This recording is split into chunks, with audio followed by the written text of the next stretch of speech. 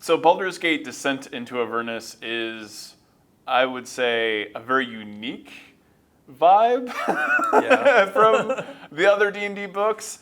Yeah. It just feels like Mad Max. As dark as it is, and as sinister as the threats are, there is a lot of fun to be had. How much fun is this going to be? Oh my gosh. Because there's vehicles. Yeah. Tell me all the wonderful things we get to do. There's all kinds of toys. And in any story, I think, that we want to tell, we want to make sure that if we're going to get the characters on board and drag them to these horrible, horrible places, then we better give them some fun things to play with. Yeah, that's always a nice thing. Yeah. Avernus is basically a giant battlefield. It's a wasteland. It's just over eons and millennia, it's just been layer upon layer of, just wars and battles and destruction and mayhem. And, that in my head was like, oh, this is, because I just seen Fury Road, and I was like, this is basically it. And at that point, we were starting to do, coming up with concepts for vehicle mechanics, just for other products. And that's when I was like, okay, let's make there's got to be warlords in hell. Like, the blood war is being fought, but what's going on outside of it? The whole insidious thing about the Nine Hells is that it draws you in. There are things about it that are tantalizing or tempting. Maybe you want to be a warlord with an army of infernal war machines mowing down demons by the thousands. I have my days. I know a few people who that's their power fantasy. Yeah. And I was thinking about like war profiteers, like that there is this sort of economy of warfare going on. Like, who's supplying the devils? Who's supplying the troops? How does that all happen, and then who's can profit on it? So there are all these fiends and warlords that are down there, night hags and rakshasas, and they are coming to Avernus to make this massive profit, because devils don't care about gold. They have tons of it. They're just, all they care about are souls and beating demons back. Yeah. So there is this warlord economy that's going on outside of the blood war that you will encounter as you get down there. And when I'm so into this. To do that, every character I've ever played would totally go down there just to make a buck. Yeah, you can just go and play in that area, and you can never go to the blood war. You can never go to any. You don't have to deal with any of that stuff. You could just go there, and it's a blast. So you can get an Infernal Warmachine is what they're called. And you too can own an Infernal Warmachine today. Yes. And you can customize it. You can make it your own. It can become like, there are different sizes. There are small ones. There are medium size and enormous ones like a big truck. Infernal Warmachines are the wish fulfillment fantasy of doing Fury Road in hell.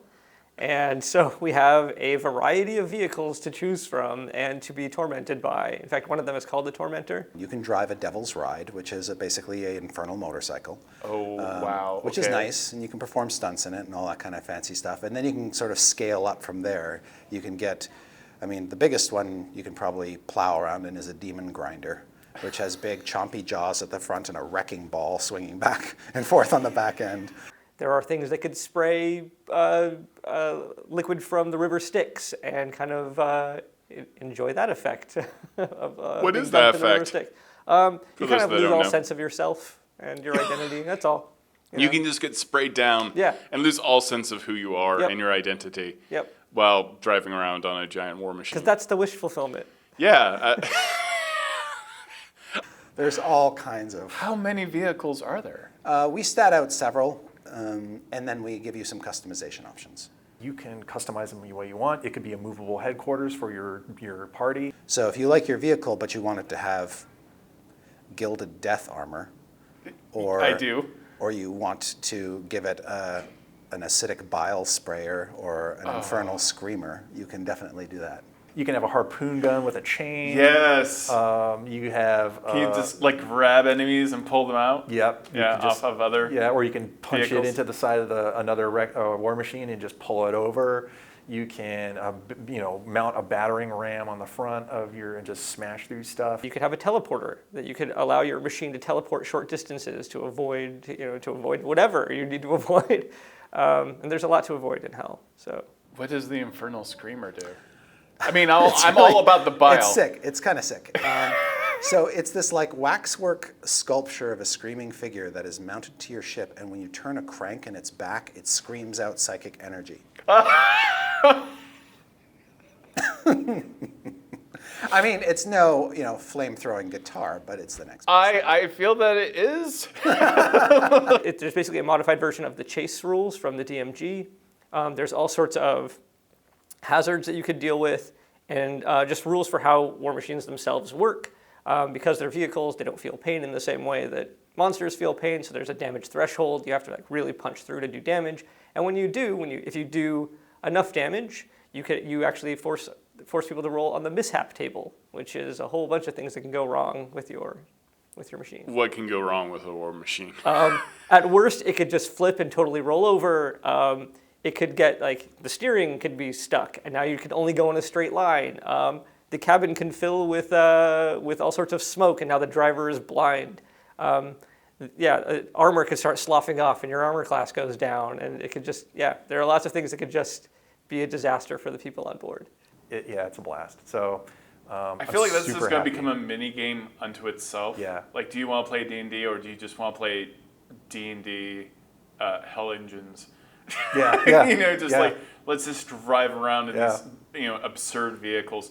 That alone, if you just said a book about that, I've been on board. But then with all the devils and going to hell, I'm like, okay, I'm super on board. Yeah, it's so good. I mean, I remember I did a presentation at a licensing show that we put on for all our partners. I was there. Oh yeah. So and when I brought that part up, and I think the crowd was like, it's what? It's just everything lit up and just showed the concept art that because it does feel like Mad Max Fury Road in hell, but with the eclecticness and absurdity of D&D, and that concept art kind of sells it. If you thought this movie was cool, then buckle up, because things are going to get really weird. Yeah, I mean, we had this one thing where I had created my characters, and we were in Juan War Machine, and Ari, because Ari was running us through it, and he had a War Machine with red caps. Yeah. And with their little boots, and they're just swarming on us, and then leaping on our War Machine, and they're coming at it as just this big this big massive fight, and we're wrecking them with the wrecking. Oh, it's just so good, so good. There's Demon Iker that is around from all the different demonic incursions into Avernus.